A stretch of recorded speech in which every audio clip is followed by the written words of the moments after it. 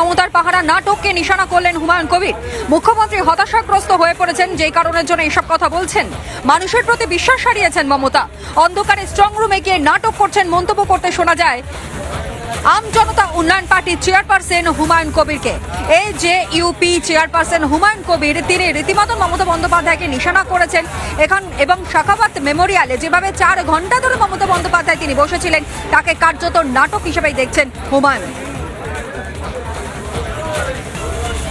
মুখ্যমন্ত্রী হতাশাগ্রস্ত হয়ে সব কথাবার্তা বলেছেন। এবারে ভোটের যেদিন পোল হয়েছে 29 এপ্রিল, সেদিন সকাল 8টা থেকে চরকির মতো খেপা হয়ে গিয়েছে এবং পাগলের মতো ঘুরে বেরিয়েছে। পাশাপাশি রাতের অন্ধকারে চলে যাচ্ছে মানে স্ট্রং রুমে আগলাইতে।